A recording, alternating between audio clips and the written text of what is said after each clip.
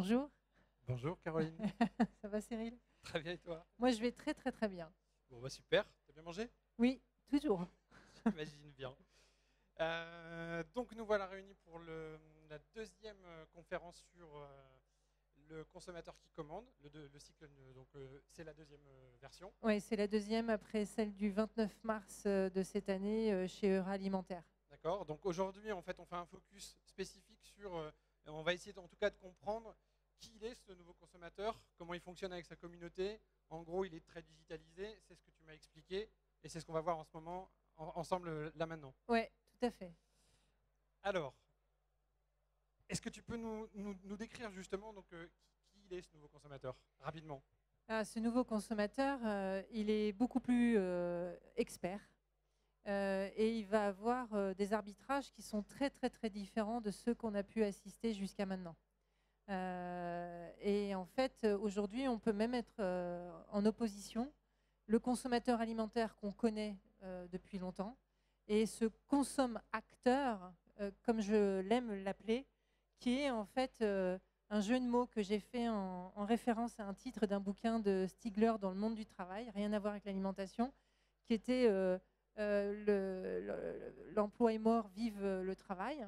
Et en fait, le clin d'œil, c'est consomme-acteur, c'est de dire, en fin de compte, ce consommateur alimentaire, il est en train de mourir, et ce consommateur, il est en train d'exister de plus en plus. Je vais expliquer, je vais donner des chiffres.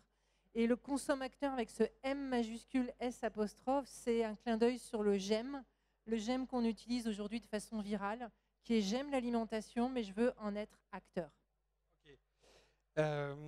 Alors tu m'as expliqué donc l'une de tes créations pour essayer de le comprendre. Tu parles de boussole, la boussole alimentaire qui arbitre les achats de ses consommateurs, c'est ça hein? Oui, en fait, ça fait 6 ans que je mène une observation et que je dialogue avec des communautés alimentaires très importantes dans différents réseaux. Et en fait, je me suis rendu compte, donc je l'ai traduit comme ça, j'ai créé la boussole alimentaire, qu'il arbitre son choix en permanence. Donc là, par exemple, on est en train de voir celle de consommateurs alimentaires qu'on connaît classiquement. Il va arbitrer sur 4 axes majeurs, plaisir et pratique, et auxquels il va associer budget et brut. Alors brut, c'est la notion de naturalité, comme peuvent l'utiliser les industriels alimentaires, c'est-à-dire tout ce qui n'est pas transformé, qu'on va retrouver en vrac sous différentes formes. Après, il va y avoir d'autres petits curseurs qui sont le temps, la transparence, la facilité et l'accessibilité. L'accessibilité intégrant la réalité d'aujourd'hui, qui est magasin et tout ce qui est sur Internet ou le mobile. D'accord, je suis allé un peu vite, mais j'ai tout de suite passé la deuxième boussole. Ouais. La deuxième boussole qui est donc celle du consommateur, c'est ça? Ouais, aujourd'hui, on a une importante population de consommateurs. Donc, ces consommateurs, tels que moi, je les observe depuis 6 ans, leur boussole, elle est assez opposée. Alors, il y a un point commun, c'est que le plaisir et la pratique restent. Par contre, les deux critères majeurs vont être la santé et le sens. Ok. Donc, il y a un petit intermédiaire là, qui arrive. Tu m'as expliqué qu'il y avait aussi avec Yuka des éléments encore différents. Ouais, en fait, ce qui se passe, c'est qu'on a vraiment deux comportements très différents que je viens de décrire, consommateur alimentaire et consommateur. Et puis là, depuis 2017, on voit ce que moi j'appelle l'effet Yuka. Alors l'effet Yuka, c'est le consommateur alimentaire qui en fait change un petit peu ses paramètres. Et en fait, au lieu de s'intéresser au brut, il va plutôt s'intéresser à savoir s'il mange bien ses produits transformés. Donc il se met à scanner. Et en scannant, en fait, il se donne une bonne conscience. Donc, il considère que l'industrie, la distribution n'est plus un acteur de confiance parce qu'il y a eu beaucoup de crises alimentaires. Et avec cet outil, ce jeu de gaming, en fin de compte, qui est de scanner les codes barres des produits, ils se rendent compte, selon les critères de Yuka, que son produit est bon ou mauvais selon les informations macronutritionnelles que l'on retrouve dans une base de données qui s'appelle Open Food Facts. C'est vrai qu'on voit beaucoup de gens aujourd'hui tout scanner. Justement, donc, tu me donnais des chiffres. Ouais. Économiquement, ça représente combien, enfin, le panel de gens en fait Le consommateur alimentaire, c'est le marché global de tous ceux qui consomment l'alimentation. 100% de la population. Voilà. Mais ce qu'il faut savoir, c'est que Yuka, c'est déjà 3 millions d'utilisateurs en moins de 2 ans. Qui sont déjà dans les 100%, dans ce qu'on considère Exactement. être les 100%. Et puis après, le consommateur, il faut savoir qu'au cumul des chiffres des personnes qui gèrent leur alimentation au quotidien, comme moi, hein, parce que je représente cette communauté-là, c'est 30 millions de personnes. Donc 30 millions finalement qui sont pas dans les radars, quoi. Bah, ils sont consommateurs alimentaires, sauf qu'aujourd'hui, on ne s'adresse pas vraiment à eux et on ne les identifie pas tels qu'eux. D'accord. Alors, moi, la question qu'on peut se poser, c'est pourquoi il y a cette bascule? Comment ça se fait que ça bascule?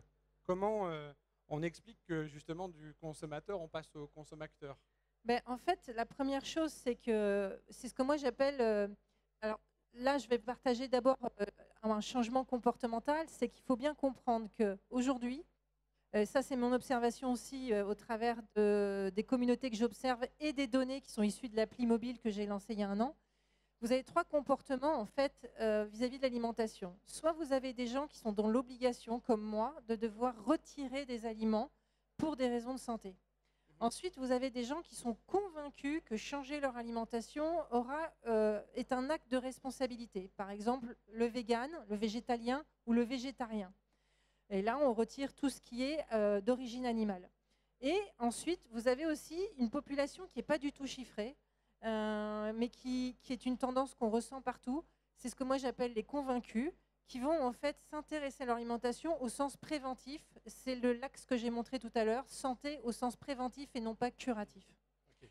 Et en fait, au final, on a 2 motivations. Alors là, on ne le voit pas sur l'écran, mais les 2 motivations, ça va être du coup, soit j'achète par la contrainte, c'est-à-dire que je vais raisonner par défaut et retirer ce que je ne veux pas ou je ne peux pas manger, ou sinon, je vais raisonner par l'envie d'avoir un aliment qui me fait du bien. Voilà. D'accord. C'est l'effet Yuka. Ok. On est en plein dedans. Et du coup, tu m'évoquais également que finalement, tous ceux qui sont dans la contrainte ou dans l'envie construisent un peu leur niveau de connaissance. Et ça commence d'abord par finalement l'écoute active de leur réseau, leurs amis, leur famille. Ouais. Alors, ce que j'ai fait avec toi. Ouais, ce qui est fondamental aujourd'hui, alors on est à l'ère du digital, il n'y a aucun débat là-dessus, on est en plein dedans, c'est notre vie, mais c'est clair que par rapport à ce consommateur, même s'il est très averti sur l'information de l'alimentation en tant que telle, il va énormément utiliser en fait la connaissance par son réseau intime et il va faire confiance à des communautés alimentaires qui ont un même centre d'intérêt parce qu'il considère que l'info fiable, elle vient de là. Donc il a une écoute active qui est extrême. Ok. Et tu me disais que tout ça, c'était accentué par donc, une source d'information qui est juste énorme. Ouais, c'est ce que j'appelle l'infobésité, qui est un terme qu'on a entendu il y a quelques années au moment d'explosion de l'information par le numérique. Et en fait, pour reprendre l'histoire à gauche, si on regarde les groupes de discussion, donc pour donner un exemple concret, moi aujourd'hui je suis un certain nombre de groupes alimentaires sur Facebook. Rien que sur Facebook, uniquement sur l'alimentation bien-être, on va avoir 300 000 personnes qui vont dialoguer quotidiennement sur ce sujet. 250 000 sur la nutrition, mais surtout, on ne voit pas le chiffre autour de l'alimentation spécifique. Par exemple, le sans gluten, le sans sucre. Au cumul, c'est 1 500 000 personnes qui communiquent tous les jours sur ce sujet. Après, évidemment, au-delà de ces réseaux intimes et ces communautés, il va regarder les blogs et les sites web. Donc là, on peut recenser à peu près 20 000 sites et blogs qui concernent ce sujet. Les applis mobiles en bas, on est à peu près à 5 000 applis aujourd'hui, contrairement à ce qu'on pense. Par exemple, des applis pour les diabètes, ça existe depuis longtemps et il y en a plusieurs. Ensuite, on a l'effet vidéo. Là, sur YouTube, c'est juste énorme. On va voir un exemple. Et évidemment, il y a tout ce qui est bouquins et magazines qui vient nourrir la connaissance. D'accord. Justement, donc, par rapport à la vidéo, une vidéo qui a fait choc. Ouais. Tu me disais que c'était à peu près 1 million de vues sur cette vidéo. Moi, je l'ai vue, effectivement, elle est arrivée sur ma page Facebook. C'est plus que ça. C'est plus que ça. C'est-à-dire que quand le site qui a lancé cette vidéo l'a mis en ligne, c'est 85 millions de vues. D'accord.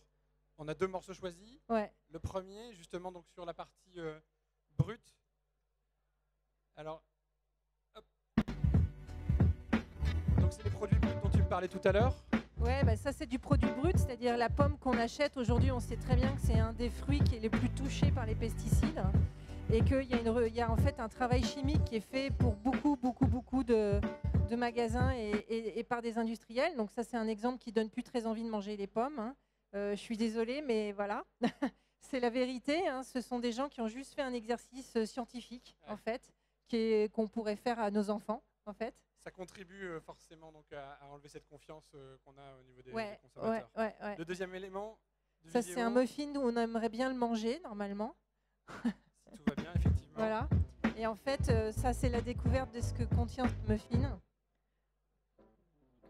Donc, ça calme parce que cette vidéo, hein, qui dure 5 minutes, c'est un site qui est spécialisé sur tout ce qui est test de produits, alors que ce soit du cosmétique, du food.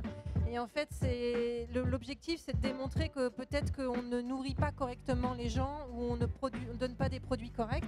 Bon, là, on voit l'état du muffin, hein, du coup, on ne va plus en manger. Alors, il y a des muffins qui sont bons quand même, hein. Ouais. Mais cette vidéo, en fait, elle a été lancée en septembre de cette année. En moins d'un mois, c'est 85 millions de vues sur le site qu'il a développé. Mais il faut savoir que cette vidéo, on peut la diffuser librement sur nos pages. Donc, il y a eu un autre site qui a eu 85 millions de vues aussi, un site anglais. Et derrière, moi, pour donner mon exemple perso, sur ma page Facebook où j'ai 2500 fans, j'ai eu 10 000 vues en 3 semaines et j'ai eu 160 commentaires et 200 partages. Ouais, Très viral. Oui, c'est ça. Et en Ouais. plus, c'est vrai que ça continue à renforcer, encore une fois, cette confiance qui diminue. Et alors, donc la question qu'on se pose juste après, c'est et moi dans tout ça. Quand je dis et moi dans tout ça, c'est moi-même, hein, acteur de la food. Oui, J'étais toi tu es ancien, acteur de la voilà, food, ouais. dirigeant d'une société de restauration commerciale. Qu'est-ce que je fais dans tout ça? Comment tu m'aides à comprendre aujourd'hui? Est-ce que tu me disais qu'il y a cette construction de connaissances, on parlait tout à l'heure donc du réseau, du cercle intime, etc. Ça se construit du coup en plein de couches successives? Ouais, en fait, aujourd'hui, le consommateur, il a un système de construction de sa connaissance. C'est-à-dire qu'il développe son expertise au fur et à mesure en fonction de ce qu'il a envie. Donc, évidemment, d'abord son cercle intime. Donc, je vais donner un exemple personnel, hein. Quand moi, je suis sortie de chez le médecin, que je devais retirer 10 aliments, j'ai demandé tout de suite à mes proches comment ils consommaient sans gluten, sans lait, qu'est-ce qu'ils achetaient, où ils achetaient, etc. Après, les réseaux sociaux, donc Ça, tu me disais, ça c'est ton réseau de confiance. Donc. Ouais, c'est vraiment le réseau de confiance, c'est le point de départ. Donc tout ce que dira mon cercle intime et mes communautés alimentaires aura la vérité la plus pure pour l'individu. Voilà. Après, il y a un deuxième step qui est je vais créer la réassurance en consultant des applis, des sites web, des blogs, des vidéos. Donc Yuka, que j'ai cité tout à l'heure, par exemple, c'est l'appli qui en ce moment donne une espèce de réassurance. Ceci dit, les consommateurs qui l'utilisent n'ont pas forcément la connaissance du sujet de l'alimentation comme étant un élément important pour leur santé. C'est ce que j'expliquais tout à l'heure. C'est la bonne conscience. Voilà. Et donc, il y a ceux qui vont plus loin. Ouais. Donc alors, ça, c'est toi, t'en fais partie? Ouais, c'est ça. Des consommateurs qui, en fait, deviennent carrément des experts. Sont des gens qui investissent du temps et qui construisent leurs connaissances et qui passent du temps à lire des livres, des magazines, des publications. On a clairement aujourd'hui un contenu qui est très précis et qui nous permet de savoir exactement l'alimentation, quel impact elle peut avoir sur nous. Et donc, du coup, là, le consommateur, il faut savoir qu'il peut devenir un expert au point qu'il l'est peut-être plus que l'industriel et le distributeur. Moi, j'avoue avoir été bluffé. La première fois quand on s'est rencontrés, je pensais savoir ce que je faisais et à qui je m'adressais. Je me suis très vite rendu compte que ce n'était pas le cas. Tu me disais aussi que du coup, on est tous concernés, les hommes comme les femmes, mais par contre qu'il y avait une répartition et un éclairage particulier sur le sujet. Je veux vraiment attirer l'attention aux professionnels parce que ça, c'est donc je partage là mes statistiques de tout ce que j'ai agrégé depuis quelques années sur les actions que je mène sur les réseaux sociaux, sur l'appli mobile et sur tous mes contacts via des newsletters. En fait, ce qui est flagrant, c'est qu'on sait, et ça n'a pas changé, si vous postez par exemple une recette, c'est 90% des femmes qui vont réagir. Il n'y a pas photo, quelle que soit la recette, quel que soit ce sucré, salé, peu importe, ce sera toujours le même phénomène. Les hommes ne font pas la cuisine. A priori, c'est les femmes qui préfèrent s'intéresser à ça. Voilà. Ça ne veut pas dire que les hommes ne cuisinent pas, mais c'est une réalité qui reste stable. Par contre, si on commence à mettre du digital, l'effet Yuka par exemple, qui est de scanner, qui est un système de gaming, hein, c'est très drôle en fait de scanner, là d'un coup, on voit que les hommes sont beaucoup plus impliqués. Donc j'ai observé en postant des informations, des articles sur en fin de compte, des solutions technologiques qui permettent de s'intéresser à l'alimentation, tout de suite on a une augmentation de l'interaction par les hommes. Et par contre, si vous diffusez de l'information qui concerne l'alimentation sur notre santé et notre bien-être, là, que ce soit homme ou femme, on est égaux. On est tous concernés. Ouais. Alors, tu as traduit ça du coup en un triangle que tu as appelé le triangle magique. Ouais, donc il est un peu tronqué. En fait, le triangle magique, c'est le message que je veux faire passer à tous les professionnels, c'est que tous les raisonnements marketing, communication, vente qu'on doit avoir, c'est un équilibrage entre l'alimentation, l'information alimentaire, mais avec aussi une maîtrise de l'information, de l'impact sur la santé, et il faut savoir manier le digital, mais pas le digital comme on le fait aujourd'hui forcément. Donc là, il y a certains acteurs qui commencent à comprendre qu'il faut intégrer de l'appli mobile, qu'il faut tester du scan, qu'il faut essayer de changer le rapport au consommateur avec le digital. Par contre, le juge de paix, qui est le croisement de ce triangle magique, c'est la fiabilité de l'information qu'on va donner. Je prends l'exemple de Y'a quoi dedans de Système U qui est sorti récemment, qui est un copier-coller de Yuka, mais qui a l'objectif d'être un facilitateur pour les consommateurs de Système U. Je mets en garde Système U sur l'information qu'ils communiquent. Ils doivent assumer l'information transparente, même si elle n'est pas à leur avantage.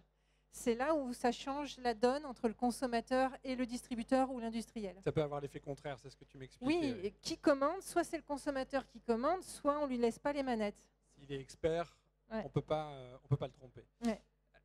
Alors, si on essaie d'avoir une approche sur la conclusion, on a un panorama aujourd'hui d'acteurs différents dans la food, que ce soit des distributeurs, des restaurateurs, des chaînes de restauration commerciale.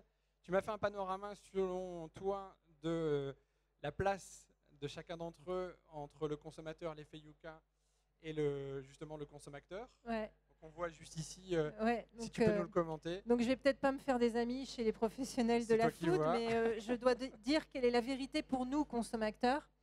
Bon, si on compare un peu par rapport à ces trois typologies de consommateurs, voilà comment moi je situe certains acteurs. Donc on ne le voit pas, mais en dessous de Auchan, j'ai mis Flunch. Tout à l'heure, je discutais avec Open Cooking sur Intermarché. C'est intéressant de voir ce qu'ils sont en train d'innover en discutant de près avec les startups qui sont partenaires. Mais ceci dit, on reste sur un sujet. Et je n'ai pas nommé une enseigne que j'aurais dû mettre, qui est Monoprix. Et Monop, en fait, est peut-être beaucoup plus en avance. Il est à peu près un peu plus décalé que Carrefour, qui lance sa campagne, sa très grande campagne Act for Food. Il faut savoir que Carrefour s'est adossé à un comité qu'il a créé, un comité éthique avec Ferme d'Avenir et l'appli Too Good To Go. Voilà, merci, excuse-moi. Mais par contre, si moi je dois être la voix du consommateur, pour le moment, selon mon analyse et avec ces communautés, on n'a pas d'acteur qui sait vraiment nous prendre en charge. Réellement, dans toutes les dimensions, notre fameuse boussole. Voilà. Oui, toi, la question qu'on s'est posée du coup quand tu m'as présenté ce panorama, c'est qui finalement, on voit quand même que ça évolue, hein, ça commence à changer, il y a plus grand monde finalement dans le côté consommateur. Mais la question qu'on s'est posée, c'est qui sera demain pleinement dans le côté consommateur. Et toi, tu dis c'est la position idéale demain pour exister. Si on veut être leader, oui, clairement. Parce que la question de la santé par rapport à l'alimentation, c'est un sujet qui est en train de s'accélérer, mais qui va devenir un tel enjeu, ne serait-ce qu'au niveau de l'État, que de toute façon, le consommateur aura créé sa conscience de la santé. Yuka ne fait que éveiller, mais demain, on ira plus loin. Et les gens utiliseront une appli qui sera du type celle que moi j'ai développée, My Favorite, qui est carrément je croise mon profil alimentaire et je veux les réponses qui correspondent à mon besoin. Il faut comprendre que l'acteur leader demain, c'est celui qui doit en fait incarner ce sujet. Donc il a tout intérêt en fait à comprendre ce comportement-là, sachant que la bonne nouvelle, c'est que ça peut être plus simple que ça. Si vous prenez 10 personnes dans votre entourage, vous en avez au moins 3 qui sont concernées.